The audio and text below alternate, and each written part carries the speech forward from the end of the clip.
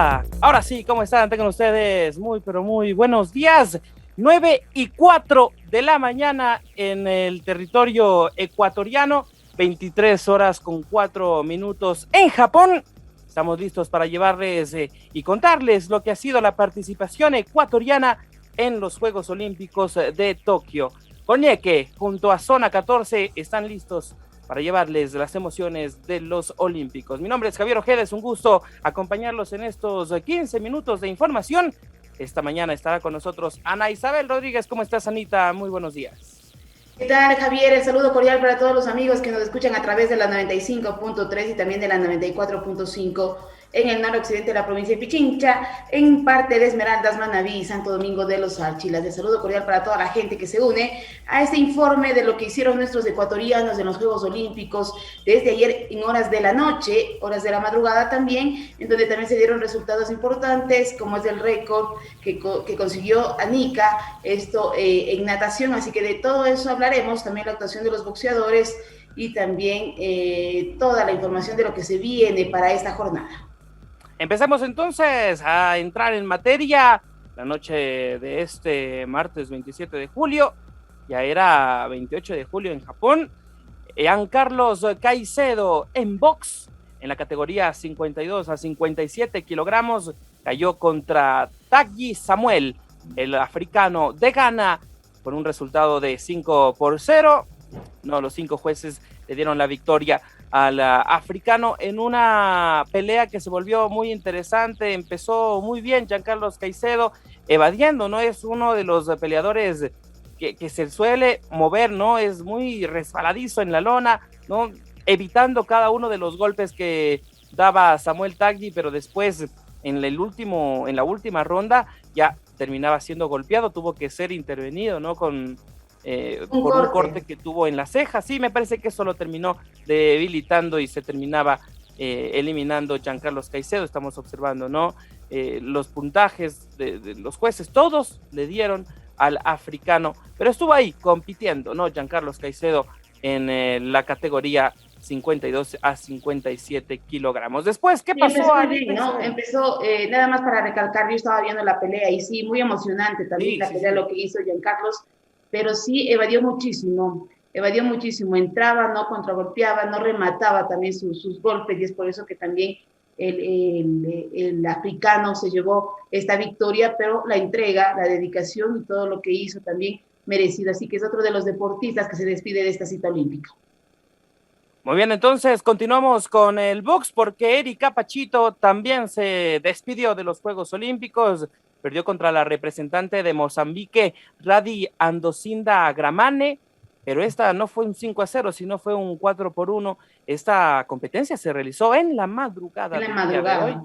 Sí, sí, sí. Resultados 29-28 para la representante de Mozambique, la mozambiqueña, 29-28, 29-28, 29-28, 29-28, pero una 29-28 a favor de la tricolor. Y así, Anita Isabel, se termina la participación de los boxeadores ecuatorianos, debiendo un poquito, me parece, por cómo llegaba, ¿no?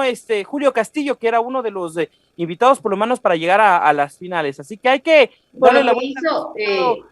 Javier, y a eso súmele lo que hicieron los boxeadores en los juegos anteriores, ¿no? Es por eso Sí, que hay muchos también en redes sociales, se puede evidenciar de que hubo muchos problemas entre los señores de la federación, lo unos que vi. sí, otros que no, y esto acabó dificultando precisamente la preparación de los deportistas.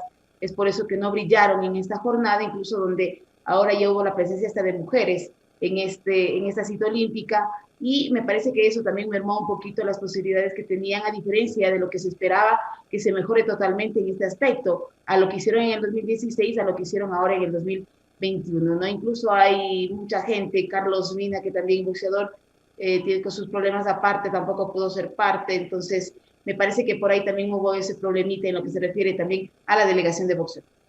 Se acabó entonces la participación de los boxeadores ecuatorianos y ecuatorianas en Japón 2021, en este caso Tokio 2020. Vamos entonces rápidamente con la siguiente ecuatoriana, que es Adriana Espinosa de los Monteros. Sabíamos desde su participación, ella fue la primera tricolor en estar en competencia y en actividad en Tokio 2020, ¿no? Y le tocaba contra una rival que son potencia, ¿no? Corea en tiro con arco ha tenido muchas medallas y le tocaba contra la que culminó en la tercera posición de las preliminares, ¿no? Adriana Espinosa de los Monteros terminaba en la posición 54, recuerden, le tocaba contra la tercera, y claro, con un resultado de 6-0, se llevó los 3 sets, cada set da 2 puntos al vencedor, y es por eso que saca un resultado de 6-0 para Chaeyoung Kang, la coreana, que venció entonces a la ecuatoriana Adriana Espinosa de los Monteros. Bien por ella, jovencita, primeros Juegos Olímpicos para ella y seguramente estará trabajando para estar en París. Así es, eliminación directa de lo que participó Adriana Espinosa de los Monteros, un deporte bastante interesante, yo tuve la oportunidad de verlo y en verdad, ¿no? La concentración es muy básica en este deporte y como lo mencionamos, la coreana estuvo impecable en sus disparos, mientras que Adriana estuvo por ahí no tan fina, es por eso que también se despide y le dice adiós tras caer en esta eliminación directa en la modalidad de arco recurvo. Esto es lo que se refiere también a la participación de los ecuatorianos. Luego se vino también Anita. Natación, Javier. Sí, pero solamente para acotar un dato interesante de Sudamérica, de Latinoamérica, porque la colombiana también, que era una de las favoritas, ¿no? Para entrar a las finales en tiro con arco, que es Valentina Costa, cayó en la primera ronda del tiro con arco, se eliminó contra la británica Sarah Beatles con un total de 6-4, ¿no?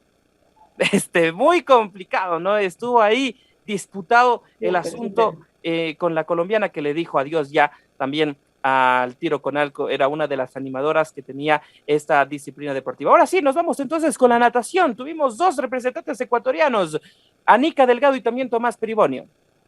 Que con un tiempo registrado en el HIT de 3,55.6 en la prueba de los 100 metros libres, donde terminó segunda, no le alcanzó este puntaje a Anica, es por eso que se despide también de estos Juegos Olímpicos, pero sin antes también romper un récord, ¿no? Que luego lo estábamos investigando también, y es un récord que lo tenía desde el 2009 acá en nuestro país, y ahora lo logra romper precisamente Anica Delgado.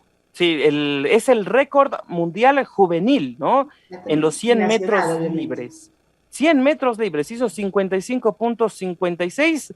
Anica Delgado quedó a 18 milésimas de segundo, ¿no? De Calia Antonio, la que clasificó a la siguiente ronda, clasificaba a las finales, pero ahí estuvo Anica Delgado, que hizo también su mejor tiempo después de su participación en el torneo Frank Crippen de Misión Viejo, que también se realizó en este 2021, hizo 55.86, rompió su propia marca, pero como lo decía en el 2009, Yamile Bamonde, con 56.73, tenía el récord nacional juvenil en estos 100 metros. Bien, por Anica Delgado, 19 y además, años. Javi también tuvo su paso, precisamente recordando un poquito por los Juegos Olímpicos, fue una de las figuras destacadas de un sudamericano en Buenos Aires, donde ganó medalla de oro en los 100 metros libre, 50 metros y 100 metros mariposa, además de imponer 4 récords nacionales. Así que es un gran palmarés con el que llegó Anica Delgado, deportista muy joven que también puede darnos muchos triunfos posteriormente. Después Tomás Peribonio, en cambio, en los 200 metros individual masculino, ¿no? Terminaba quedándose fuera, terminó en la posición número 5 en una competencia que la terminó ganando, clasificando a la final. El sudamericano también, el brasileño Vinicius Lanza. Muy buena entonces la participación del brasileño, también mala por el ecuatoriano Tomás Peribonio, pero seguramente van a estar trabajando para estar en los Juegos Olímpicos de... Sí, vamos, hay que corregir muchísimas cosas también, ¿no? En lo que se refiere también a los deportistas, a cómo se los entrenó previo a el proceso, el ciclo olímpico, cómo lo obtuvieron, pero de esa forma han demostrado y han dado su valentía también enfrentando estos juegos, y es por eso que también los vemos ahí siendo deportistas que han resaltado y han dejado el nombre de Ecuador en alta. Así que eso también toca ver cómo se prepara para los siguientes ciclos olímpicos. Claro que sí, rápidamente vamos a hablar de una noticia que se ha dado en los últimos minutos, en las últimas horas. El venezolano, mucha atención, Julio Mayora, se quedó con la medalla de plata. Medalla de plata en la halterofilia. Buena noticia para el pueblo venezolano. Segundo lugar, levantó 346 kilogramos. En el arranque logró subir 156. Después en el envión 190, dejando 346 en total en una competencia que fue ganada por Shi, no, el chino, que hizo 364, impresionante lo que hizo el chino, y me parece que él rompió el récord mundial, ¿no? El récord mundial de Shi con estos 364 kilogramos en la competencia de 73 kilogramos en Tokio 2020. También rápidamente conversar lo que sucedió con la contrarreloj. Ayer, en la mañana de hoy a las 12, arrancaba la crono, no tuvimos representante ecuatoriano, era una competencia que fue ganada por Primož Roglič, ¿no? El esloveno, uno de los mejores pedalistas del mundo, representante del Jumbo Visma, que después de 55 minutos con 4 segundos se quedaba entonces con la medalla de oro en la contrarreloj. Medalla de plata para Tom Dumoulin, el holandés, a 1 minuto con 1, y medalla de bronce para Rohan Dennis, el australiano, a 1 minuto con 4 segundos. Anita, hoy huele a medalla, ¿no? Hoy hay participación de Alfredo Campo. Sí, y esa es la gran expectativa que se tiene, ¿no? Luego de haber trabajado muchísimo este deportista, de haber conseguido medallas, de haber clasificado también de muy buena manera, está ahí, ¿no? Y es una de las opciones que tiene nuestro país. Esperemos que le vaya muy bien, que esté concentrado nada más. Estas competencias son muy rápidas, así que necesita toda su concentración Alfredo Campo, y esperemos que le vaya muy bien para de esa manera también festejar, ¿no? Con todos los ecuatorianos. Gran festejo con lo que tú mencionabas de Julio Mayora, ¿no? Toda la gente venezolana volcada precisamente a festejar, una alegría también para el pueblo venezolano luego de conseguir esta medalla de plata para todo el país por parte de este deportista. Rápidamente, entonces, la agenda del día de hoy. Alfredo Campo participará en la competencia de BMX, los cuartos de final, a las 20 horas en el Parque Deportivo Urbano de Ariake. También Doménica Suero en BMX, los cuartos de final, ella la representante ecuatoriana, a las 20:21 en el Parque Deportivo Urbano de Ariake. Así entonces, toda la información al mediodía, tenemos que irnos, ya escuchamos la musiquita ahí de parte de nuestros compañeros. Nos despedimos, nos vemos al mediodía con toda la información de estos juegos y la participación de los ecuatorianos en Tokio 2020. Chanita, recuerden, Coñeque y Zona 14, llevándoles la información más destacada de los Juegos Olímpicos que se están desarrollando en Tokio 2020, algo sin precedentes, histórico. 48 deportistas ecuatorianos llevándoles las emociones. Nos vemos.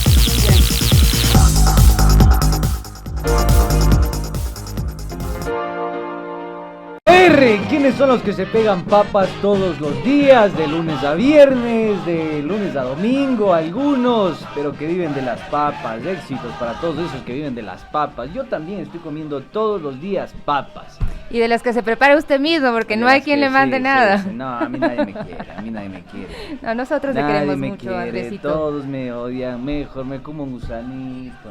Así decía la canción. Está aprendiendo las canciones infantiles también, ¿no? Sí, acá tenemos que aprender de todo. Somos polifuncionales, jugamos desde el arco hasta la delantera, para que veas. Y algunos también hacemos atletismo. Mira al Carapaz, al incapaz del Chimi, que también hace ciclismo por ahí. Y otros hacen ¿Carapaz otro tipo. o Incarapaz? Incarapaz sería él, ¿no? Incarapaz. No, sí le hace, sí pedalea, qué bueno. Pedalea. Y no sea envidioso, porque usted viene en su carro todos los días, debería venir alguna vez en bicicleta. Oye, ¿quieres que me suba desde Pifo? ¿Quieres que me suba en bicicleta? Si yo tengo una amiga mayor a usted y lo hace. En serio, dile que me preste la bici y yo lo hago también.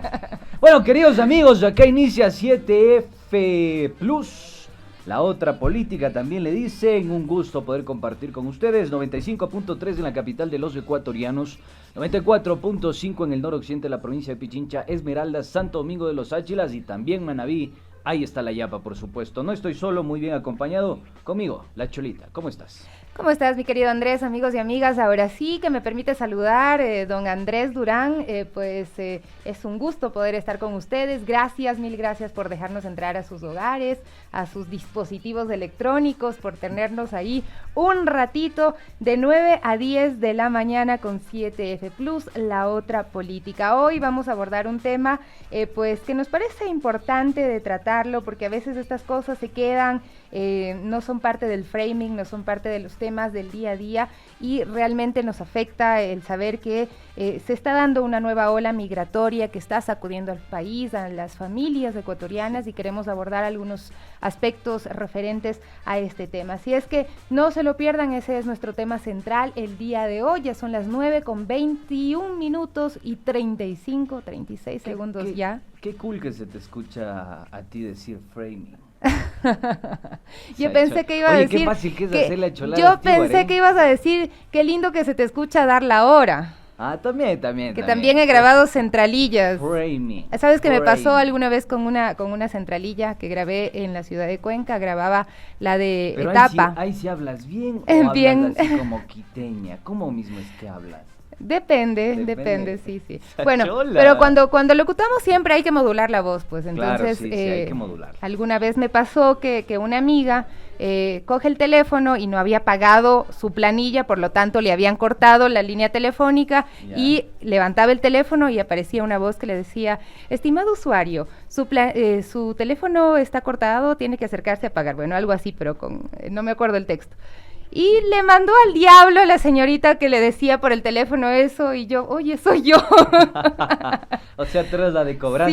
Sí, más o menos. Entonces, me jalé toda la mala vibra de la gente que no pagaba sus planillas electrónicas. Pero bueno, en fin, vamos a pasar a nuestro segmento que dice Larry. Oye, te mandan saludos. Muchísimas gracias. Muchos cariños. Stewart está levantando polvo acá en la radio. Exactamente, está levantando polvo. Cuidado, señores, cuidado, la muchacha es fiel seguidora de su amor ya histórico, entonces cuidado. Rotos esos corazones, ya quedan ahí pendientes. Ustedes pueden seguir siendo fans, por supuesto, y seguirle a nuestra cholita. No, muchos Sophie cariños Montoya. a toda la gente que nos sigue todos los días, de verdad. Hermosa locutora, hermosa es periodista, una acaban de mandar diferencia que nos hace. mensajitos. Mira, fíjate tú cómo Muchísimas levantas gracias, polvo. qué lindo poder acompañarles de esta mañana. No se Ahora me sí, chole. póngase serio. Ya, serio. Entonces, si quieren seriedad, vamos con el pajarito azul. ¿Qué dice Larry? Échele. ¿Qué dice Larry?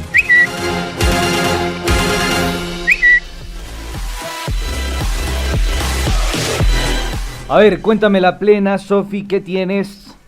¿Qué dice Larry en esta mañana? Pues vamos a revisar algunos tweets que por supuesto tienen que ver con lo que ha ocurrido en la Asamblea Nacional el día de ayer. Esta resolución que desde la Asamblea Nacional se aprobó en contra de la actuación de la Corte Constitucional con respecto a esta aprobación de que se pueda utilizar el CIADI como centro de controversias. Así es que bueno, este es uno de los temas. Ayer se dio un debate, hubo quienes aprobaron esta resolución, quienes votaron en contra, sobre todo quienes pertenecen al movimiento Creo, y también hubo abstenciones con respecto a esta resolución, pero también hay quienes dicen, pues esta resolución no cambia nada, al final del día ya está esta resolución de la Corte Constitucional, lo que significa que en el momento dado el gobierno podrá someterse al CIADI. Ay, estamos contra reloj, oye, pero yo quería darte un dato perturbador. ¿Tú escuchaste alguna vez del informe de la Caitiza? No. ¿No? Resulta que este informe hizo una auditoría de todos los tratados bilaterales de inversión. Resulta que el principal, ¿cómo decirlo? Agorero de todo esto fue el expresidente Sixto Durán Ballén. 14 tratados bilaterales de inversión se firmaron en su gobierno. Y resulta que a partir de esa gestión se instrumentalizó estos tratados bilaterales de inversión para llevarle al Ecuador a fallos internacionales que vulneraron completamente la jurisdicción nacional, pero sobre todo generándole un perjuicio bastante importante al Estado. Y resulta que a partir de todo esto se diagnostica la situación jurídica del país y todos estos tratados tenían que ser verificados por el legislativo. Uh-huh. De todos los tratados firmados en la historia del país desde el gobierno de Velasco Ibarra, apenas 3 tratados fueron verificados por el Congreso, el extinto Congreso Nacional. Entonces, vamos, señores asambleístas, pónganse las pilas con esto porque es preocupante para el país, porque después tenemos casos como Chevron, Perenco, Occidental y siguen generándole un perjuicio al Estado, y eso significa un perjuicio para todas las necesidades de los ecuatorianos. Hay algunos asambleístas que dijeron el CIADI no es ni bueno ni malo, solo es un centro de controversia donde se va a resolver precisamente estas controversias en temas de contratación. El tema es que ¿a quién responde el CIADI? ¿A quiénes beneficia en su mayoría? Si se hace una estadística se va a ver que pues definitivamente son a las grandes empresas, ¿no? Es que es de eso, Sofi, lo que tú A dices las me parece transnacionales. central. Y hay evidencia, miren todo lo que hemos perdido nosotros en arbitrajes internacionales. Entonces eso quiere decir que el sistema no sirve. ¿Qué más tenemos? Tenemos otro tuit, por favor, póngalo ahí en pantalla. Este tuit es del abogado Carlos Soria, es el abogado de Olavini, y dice, señor Carlos Vera Real, le invité cordialmente a darle información certera y verificada sobre el caso Olavini para que podamos conversar y hasta debatir sobre la base de hechos probados, y usted prefiere bloquearme, insisto. Cuando quiere, hablamos del caso. Y esto un poco en torno a lo que dijo Carlos Vera. Le escuchaba Alexis Moncayo más temprano, pues repasar ese audio en el que él prácticamente le echa la culpa a Olavini por el hackeo a CNT. Los expertos le dicen, bueno, no sabemos, puede ser alguien en el exterior, pueden ser hackers internacionales, no se sabe, y él insiste en echarle la culpa a Olavini, en compararle con Edward Snowden, entre otras cosas. Entonces, la respuesta a Carlos Soria cuando le invita a darle información sobre el caso de Olavini es bloquearle, y ahí pone en pantalla pues eso. Mientras que Olavini también se mandó un tuit y dice, wow, Carlos Vera me bloqueó, estoy maravillado. Algo así, ¿no? Carlos, sí, me bloqueó, tienes toda la razón. Oye, Sofi, yo no sé qué tan importante es para ti, y te quiero consultar en ese sentido. ¿Tú consideras que en el periodismo es necesaria la formación, la capacitación, la lectura constante, el estar, formándose o repensándose, aprendiendo y desaprendiendo constantemente? Pero por supuesto, es indispensable. O sea, la pregunta está de más en realidad. O sea, para ti, es para sinónimo de periodismo, precisamente, el estar todo el tiempo revisando información, replanteándose las cosas, también asumiendo equivocaciones, porque en algún momento uno pudo haber pensado algo que ya las evidencias demuestran que no fue así, y creo que sí es importante también rectificar, y eso es algo que no vemos en algunos periodistas que tienen el ego demasiado inflado. A eso iba justamente, tú ya lo tocaste. Qué importante que es que nos capacitemos, que nos formemos, que nos repensemos, que que constantemente aprendamos y desaprendamos para poder trazar ese horizonte necesario en el que nosotros seamos simples interlocutores. Hay una máxima de Alejo Carpentier, a mí me gusta mucho citarlo a Alejo Carpentier, porque para mí es como el emblema del periodismo. Y él decía, el oficio del periodista es simple y sencillo. También es un poco complejo, pero es simple y sencillo. Ellos solo tienen que remitirse a los hechos. ¿Y qué es contextualizar el hecho?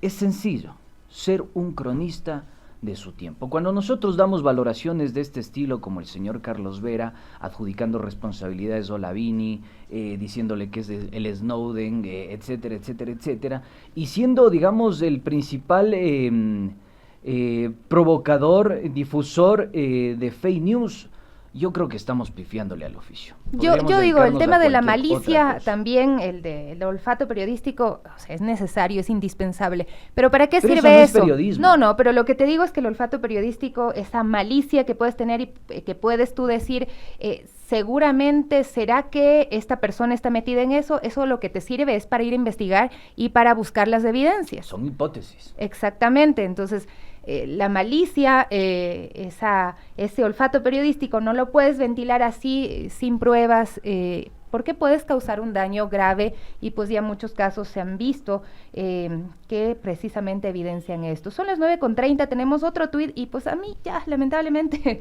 pues nos toca continuar hablando de una actuación más del señor Vera en otro medio de comunicación, y vemos este tuit, le hemos quitado una frasecita que a mí también me parece que el lenguaje en las redes sociales, aún para criticar, debe ser un poquito más moderado, ¿no? Sí. Entonces, desde esta cuenta dicen, hasta Fausto Cobo al parecer tiene más nobleza que Carlos Vera, y pues dice, detestable sin duda esta actuación, así es que vamos a escuchar este video para ver de qué se trata, de qué están hablando.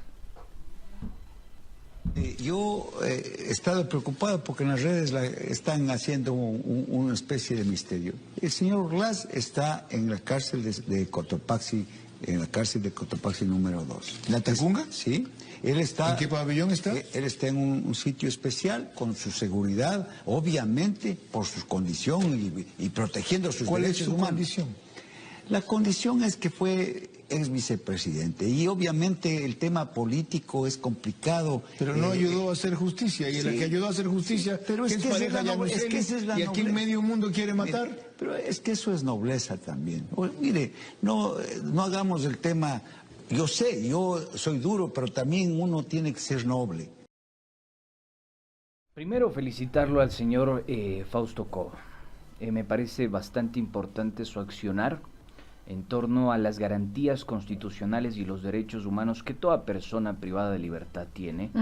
Y pues bueno, no se diga para un ex vicepresidente de la República. En segundo lugar, la actitud instigadora que tiene el señor Vera, me parece a mí que raya en más de lo mismo que veníamos comentando. Yo quiero retomar un concepto que era súper importante en la ley de comunicación, en la ley orgánica de comunicación, que era algo que a muchos les pusieron los pelos de punta, se les erizaba la piel cuando hablaban. Pero hay que tener responsabilidad ulterior. Las adjetivaciones valen cuando tenemos hechos sostenibles, cuando tenemos evidencia empírica, cuando lo que decimos es sustentable.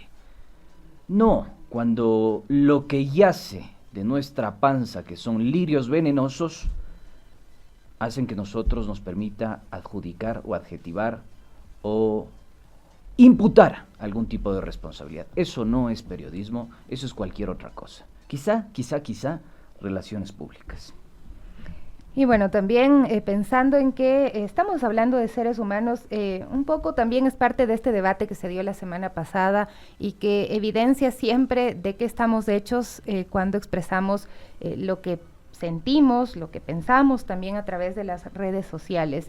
Después de esta crisis carcelaria que se está dando, muchas personas empezaron a escribir mensajes de que sí, los que están en los centros de rehabilitación social, dejen los que se maten, y un montón de cosas muy fuertes que realmente hablan de lo que hay en el interior también de cada uno de los seres humanos, ¿no?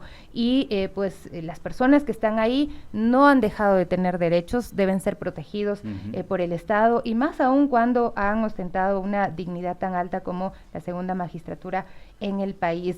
Me parece interesante lo que dice el señor Fausto Cobo. Hay que decirlo que él antes tuvo expresiones muy fuertes en contra de las personas que tenían una tendencia política diferente a la suya. Sin embargo, al estar en una función pública, me parece correcto que asuma este respeto a la legislación, este respeto a los derechos humanos, y pues eso es digno de felicitar. Y de destacarlo, porque en Así este es. contexto no ha sido la máxima ni la dominante en el comportamiento del ejercicio público. Queridos amigos, Sofi, termina nuestro pajarito azul. Vámonos a un rapidito corte. Volvemos y desmenuzamos el tema del día de hoy. Nueva ola migratoria en el país y nadie dice nada. Ya volvemos.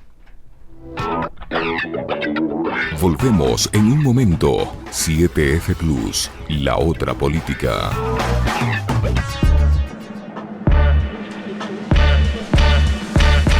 Si pensaste que nos fuimos, pues no.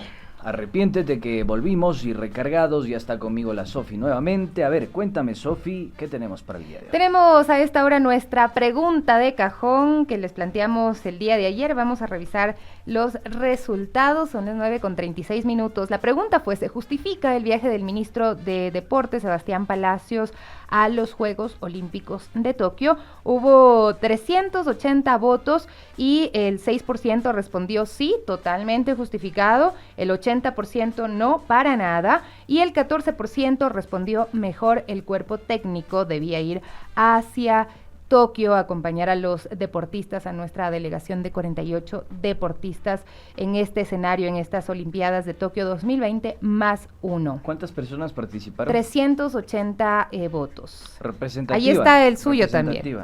Por supuesto que sí, por supuesto que sí. Bueno, que sí. Sí, así es. Nos dejaron mensajes también. Algunos dicen sí, que rinda cuentas. Y bueno, algunas otras cosas que no puedo leerlas. ¿Un francés fluido? Sí, mejor dejémoslo ahí. ¿Vos hablas francés fluido también? No, nada que ver. No. Cuento chino. No me sale en realidad. Son las 9:37. Nuestra pregunta para mañana, por favor, tómenla en cuenta, es con respecto a nuestro tema que tratamos enseguida con ustedes. ¿Ha pensado en la opción de emigrar por la situación económica del país? Queremos saber qué está pasando por su mente, cuáles han sido los problemas que ha enfrentado en estos últimos meses. Y la respuesta es simple, sí o no. ¿Ha pensado en la opción de emigrar por la situación económica del país? Bueno, tal vez se lo ha planteado, no lo sé. Complicada frente a la situación. A ver, ahí está la pregunta. Por favor, usted interaccione con nosotros. Queremos también generar esos contenidos, esa participación por parte de la ciudadanía a través de nuestro ecosistema digital. Así que, por favor, atentos, participe. Ahí está la pregunta. ¿Ha pensado en la opción de emigrar por la situación económica que vive el país, sí o no? Interaccione, comente con nosotros y háganos llegar sus apreciaciones. Inmediatamente vamos con el que sabe, si no sociales. Échele.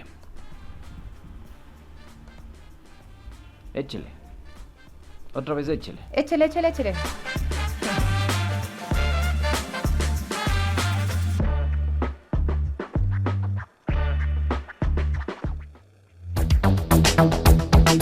El que sabe, sabe.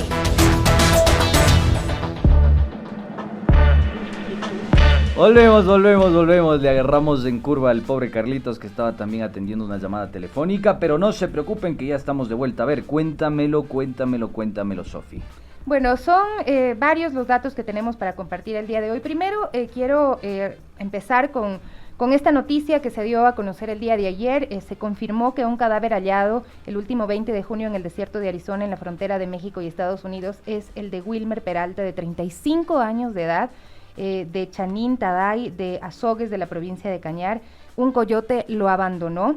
2 hijos se quedan huérfanos. Estas son las historias que transversalizan, que cruzan pues el tema de la migración, sobre todo la migración de forma irregular. Hay quienes tienen la oportunidad de salir con una visa, con sus papeles, que llegan a veces incluso como turistas y luego se quedan, pero no enfrentan este tema que es pasar de forma irregular, arriesgando su vida por los pasos fronterizos que pues tienen toda esta realidad donde está inmerso el tema de el narcotráfico, grupos criminales que están controlando estas zonas. Muy complejo. Nuestras condolencias a la familia del señor Wilmer Peralta, de 35 años, de la provincia de Cañar, de mi provincia. Yo he visto y he vivido también, al igual que muchos de la zona del austro del país, el tener un familiar fuera y que haya enfrentado circunstancias difíciles para poder llegar a ese destino y a ese sueño de poder mejorar su vida y la de su familia a través de un trabajo durísimo que desempeñan día a día en el exterior. Así es, estimada Sofi, queridos amigos, esta situación es preocupante y me gustó mucho cómo conceptualizaste el tema. Transversaliza la situación de la migración ecuatoriana, los coyoteros, denominados como coyoteros, el tráfico, la trata de personas, el narcotráfico, todo converge en un espacio geográfico que está siendo instrumentalizado, que está siendo utilizado para que varios ecuatorianos sean expulsados de su país producto de la situación económica. A la persona que falleció, que se identificó el día de ayer, se suma también Luis Mainato y Milton López, que también fueron ciudadanos extraviados. Hasta el momento no se tiene un panorama claro de su realidad, dónde se encuentran, pero hay miles de ecuatorianos que deciden salir a esta odisea sin tener la posibilidad de llegar con vida. Así es. Mira, las cifras oficiales dicen que en lo que va de 2021, 274.846 ecuatorianos viajaron al extranjero, pero solo 218.456 regresaron al país. Es decir, unas 56.390 personas no regresaron en lo que va del 2021 de los datos oficiales. La gente que sale de forma regular con su pasaporte, con su visa a distintos lugares, pero ahí vemos las cifras que un gran porcentaje de estas personas que han salido no han regresado. También hay que decir que el 56%, 56.38% se fue a Estados Unidos y el 18.94% se fue a México, que es pues uno de los puntos de partida en esta travesía que se hace para llegar hacia Estados Unidos cuando no tienes la visa para entrar directamente a Estados Unidos. ¿Qué es lo que dicen algunas autoridades que están investigando el tema desde la Policía Nacional? Se lo dijeron a un medio nacional. Que hay un incremento de emigración ilegal de ecuatorianos que buscan fuentes de trabajo en Estados Unidos debido a la crisis económica. Se están rastreando las maneras en las que los ecuatorianos están viajando. La investigación, dicen, todavía está en curso y los avances son de momento reservados, pero se evidencia que hay un incremento de viajes no solo a Estados Unidos, sino también a México y a otros países de Centroamérica que están en la ruta de la migración ilegal hacia el norte del continente. Y pues según el Instituto Nacional de Migración de México, los migrantes que buscan llegar a Estados Unidos están cruzando la frontera sur de México desde nuevos puntos utilizados como el río Grijalva. Realmente, pues si es que uno se ha puesto a ver estos reportajes que evidencian cómo cruzan los migrantes las fronteras, que tienen que caminar horas de horas, ahí está la famosa Bestia, este tren en el cual ya se han dado muchísimos accidentes también. Son realmente cosas que a uno le ponen a pensar, a replantearse un poco la vida y también a agradecer a quienes se han ido por necesidad y sostienen en parte la economía del país en este momento. Hay datos, hay cifras, hay estadísticas al respecto. Lo que nos llama la atención es que incluso las fronteras, el sistema fronterizo y de aduanas, el sistema de protección de fronteras del Ecuador, de Estados Unidos, tiene algunos datos que preocupan. ¿Por qué razón preocupan? En el 2020, en plena pandemia, 12.892 ecuatorianos entraron por la frontera con México. Entre México y Estados Unidos, 12.892 ecuatorianos. Resulta que para el año 2021 la cifra se dispara. Y ahí está la preocupación que tenemos nosotros como periodistas. Para el año 2021 la cifra se dispara a 54.543 personas que ingresaron de manera ilegal por la frontera. Repítame la cifra, por favor. 54.543 personas que ingresaron de manera ilegal por la frontera estadounidense, entre México y Estados Unidos. Ahora, a eso, lo más perturbador es que 619 ciudadanos ecuatorianos eran menores de edad en el año 2020. La cifra se vuelve a disparar en el año 2021 porque resulta que son 2.345 menores de edad que están cruzando de manera ilegal la frontera entre México y Estados Unidos. Yo tengo un niño, bueno, jovencito de 17 años, a veces creo que le da miedo ir al parque.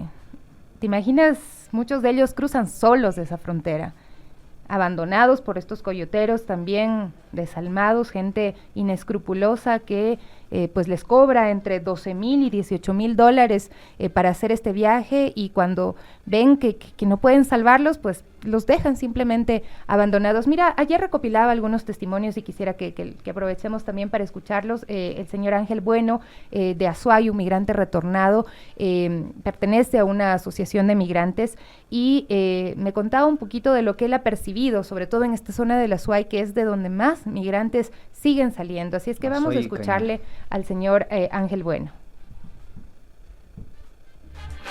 Prácticamente yo le podría decir que el 90% de los compatriotas que volvieron al país y se han vuelto a ir. Realmente la migración no ha parado el cambio de gobierno, en los discursos de campaña, sencillamente se han quedado en esos, en discursos, pero darle una verdadera solución al ciudadano común y corriente no se ha. Por eso es que al menos en el austro del país, sobre todo en las zonas andinas, en la zona amazónica, la migración se ha incrementado hacia Estados Unidos, vía México, vía Centroamérica y hacia otros países. Incluso, señorita, en los últimos tiempos han migrado ya madres de familia llevando consigo a niños. Ninguna de las personas de esta parte del país son ociosos. Lamentablemente no hay trabajo, no hay oportunidades. Los riesgos son enormes desde el mismo instante que salen de la casa. Muchos de ellos para poder viajar necesitan dinero, y de lo poco que tienen, muchos de ellos por herencia, otros por compra, esos bienes se hipotecan para poder pedir dinero a churqueros o familiares que ya están en Estados Unidos para poder migrar. Muchos no llegan, quedan en el intento y lamentablemente terminan perdiendo todo, de lo poco que han tenido, terminan perdiendo todo.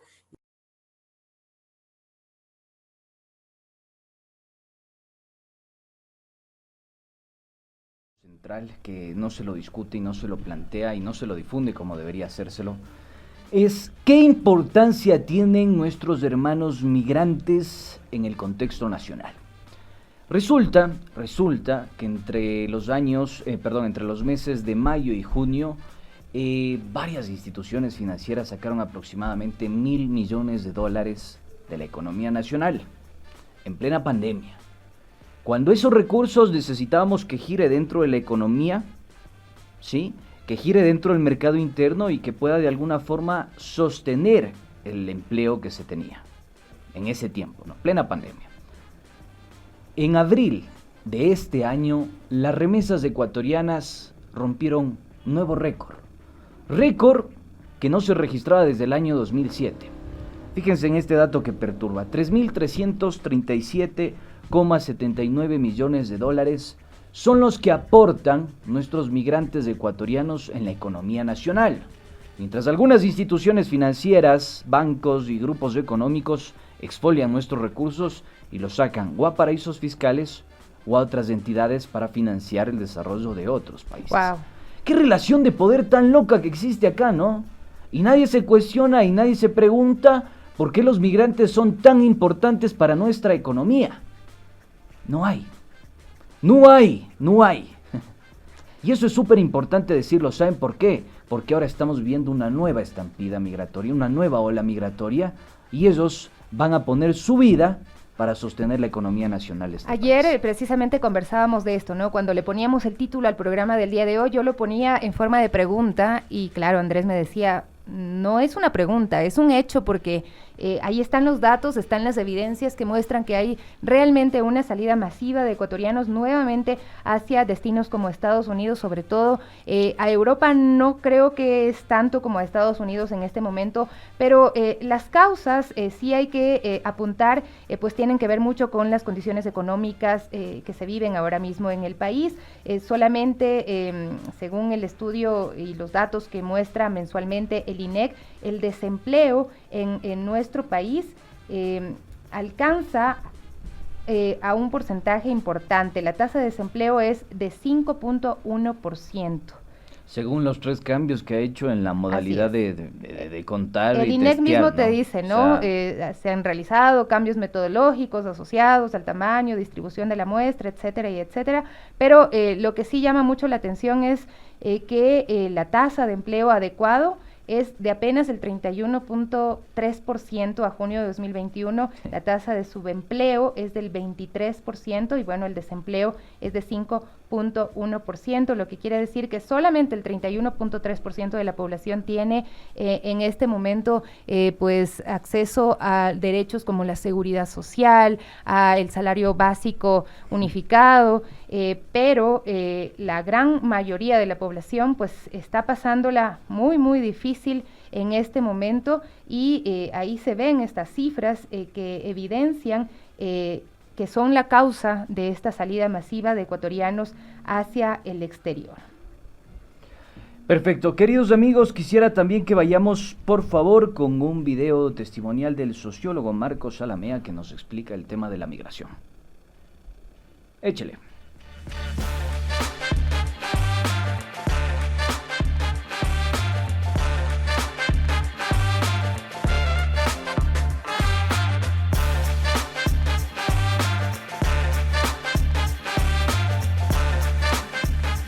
Últimos años, sobre todo a partir del gobierno de Lenín Moreno, asistimos a un proceso que podría caracterizarse como la segunda gran ola migratoria. El deterioro en las condiciones de vida a sí mismo, sobre todo en el tema del empleo, ya sea la precarización en el tema del empleo, un insuficiente salario que imposibilita la reproducción de las condiciones de vida de las familias, o la falta de empleo, pues motivó a que buena parte de ecuatorianos vuelvan otra vez la mirada hacia el norte como una salida para garantizar su existencia. Y particularmente, pues desde hace más de un año que estamos viviendo la pandemia, esta segunda ola migratoria se ha visto totalmente afianzada y profundizada. Mucho más cuando incluso el gobierno de Moreno, pues en sus últimos tiempos de mandato, impuso algunas leyes económicas. Recordemos la famosa ley eufemísticamente calificada como ley humanitaria, que posibilitó incluso que los sectores de los trabajadores puedan bajar su jornada a la mitad, conllevando con esto la reducción también de su salario a la mitad. Entonces, eso hizo de que la gente pues vea que no es posible subsistir en esas condiciones. Bien. Creo que es bastante clara la apreciación del sociólogo Salamea. Yo solo quisiera aportar en algo, Sofi, permíteme por favor. Claro que sí. Frente a esta situación, creo que es importante que nosotros determinemos el modus operandi. ¿Y por qué hago esto? ¿Por qué hacemos esto? ¿Por qué lo ventilamos de esta manera? Para que usted, querido amigo, si está atravesando por una situación bastante complicada en términos económicos, que entiendo, es una disyuntiva enorme, es estar contra la espada y la pared, lo considere 2 veces, 3 veces, 4 veces, 5 veces si es necesario. ¿Por qué razón? ¿Cuál es el modus operandi que de alguna forma ha interpelado la emigración de hermanos ecuatorianos, sobre todo en la Sierra Centro? El aeropuerto de la Tacunga tiene un vuelo directo, un vuelo charter a México. En su momento era un solo vuelo charter que salía una vez a la semana. En este momento hay 3 vuelos charter que salen de Ecuador, de la Tacunga a México. ¿Qué pasa en México? En México las personas que viajan hasta este punto son de alguna forma, se entregan a las autoridades migratorias. Estas autoridades migratorias tienen conexiones con coyoteros. Los coyoteros se apropian de esos ciudadanos y les ayudan a transitar para la frontera con Estados Unidos. Las personas tienen que caminar entre 6 y 15 días si es del tránsito por caminando, digamos, y si tienen que utilizar algún tipo de camión, pues el costo por ese traslado también se eleva. Los costos están entre los $5,000 y los $15,000. Hay personas que incluso han viajado con sus bebés. Hay el caso de una señora llamada María que transitó la frontera caminando 6 días con su bebé de 11 meses en manos. Entonces, explicamos este modus operandi porque es necesario que usted tome a consideración que su vida puede correr peligro. Así es. Y la de su familia también en caso de que usted viaje con seres queridos. Tome la precaución del caso, no lo haga. Yo entiendo la situación, es estar contra la espada y la pared. Sin embargo, pueda que no regrese con vida. ¿Por qué razón? Porque en esos espacios geográficos también opera la trata de personas, también están túneles del narcotráfico y también están relacionadas con coyoteros que de alguna forma explotan sexualmente a las mujeres que han decidido transitar de esa manera hacia Estados Unidos. Y se dice fácil, pero la realidad que viven las personas que han tenido que hacer esta travesía es realmente muy, muy fuerte. Imagínate lo que es caminar entre 6 y 10 días. Y pues tener en mente de que es muy posible que te violen. Yo, por vivir en el austro del país, yo recuerdo que a veces iban mujeres indígenas a comprar alguna ropa, mujeres indígenas que siempre habían usado la pollera, a comprar un blue jean, y que decían que se ponían una T de cobre para quién sabe lo que pueda pasar y evitar mayores consecuencias de una posible violación. A eso iban preparadas. A mí me traumó tanto eso cuando era pequeña, escuchar esas historias, esos testimonios de estas personas que se fueron a Estados Unidos tiempo atrás, y pues lamentablemente hoy la realidad es la misma. Vamos a escuchar también pues que nos cuente un migrante retornado qué es lo que les toca a veces hacer también en Estados Unidos, las cosas a las que se tienen que enfrentar cuando salen de nuestro país. Y me fui porque me encontraba desesperanzado, terriblemente agobiado, sin trabajo, con deudas, una situación horrible. Porque apenas llegué, comencé a trabajar en la construcción, pero no duré ni 10 días porque lamentablemente yo tengo una contextura delgada y me dio una lumbalgia debido a que me puse a trabajar en la pegada de Chirrá. Entonces trabajé de todo un poco, ¿no? Ya te digo, en una panadería, en un restaurante, repartiendo, ¿cómo se llama?, comida. Estuve de mesero también en un restaurante peruano. Estuve como lavando ropa en una lavandería. Y estuve en 3 sitios ejerciendo mi profesión de periodismo. Pero por no tener documentos no te pagaban. Te pagaban mal o no te pagaban porque no tenías una licencia para desarrollar profesionalmente el trabajo, y peor, reclamar una paga. No sé si yo pueda volverlo a hacer. Todo será si es que el país marcha mejor, porque con el señor Moreno pues nos fuimos a una debacle terrible. Hemos sido perseguidos muchos periodistas, excluidos completamente del ámbito laboral, y eso hizo que pues muchos nos empobrezcamos realmente. Bien, ahí tenemos la apreciación de más hermanos migrantes. Fíjate lo que nos dice Víctor Caizaluisa, que comenta con nosotros. Amigos, muchos profesionales de un buen nivel académico del Ecuador están trabajando en roles diferentes debido a la situación económica. No hay inversión pública para generar trabajo. Coincido y suscribo tus palabras, Víctor. Sin embargo, a pesar de toda la importancia que significan los emigrantes en nuestro país, que aportan el 3% del Producto Interno Bruto en el país, que han tenido que atravesar por odiseas sin nombre alguno, a pesar de esa situación, se ha recortado en un 87% del presupuesto que se generaba y se destinaba para atender sus necesidades. Escuchemos finalmente lo que nos dijo la asambleísta Esther Cuesta e inmediatamente volvemos. Los servicios consulares son cada vez más deficientes, a los compatriotas le dan citas de aquí a meses, incluso años para sacar un pasaporte. Los consulados honorarios han cerrado los servicios, cerca de 90 consulados honorarios no brindan ya servicios consulares. En España, por ejemplo, se han suspendido a partir del 30 de junio todos los servicios de asesoría jurídica hipotecaria. Y para aún empeorar la situación de nosotros los migrantes, ¿qué ha hecho el gobierno de Moreno antes de terminar su terrible gestión? Aumentaron los trámites consulares, aumentó el arancel consular y diplomático inclusive al 400% de su valor anterior. Por ejemplo, un poder que antes costaba $30 ahora cuesta $60. Migrantes, esa es la ola migratoria de la que no queremos hablar. Esa es la falta de política pública para estimular un empleo en el país. No lo sé. Ustedes, queridos amigos, tienen las conclusiones. Nosotros somos simples interlocutores. Nos vemos el día de mañana entonces. Así es, nos vamos solamente a despedir con este dato. A junio de 2021 la pobreza a nivel nacional se ubicó en el 32.2% y esto sí es responsabilidad de las autoridades.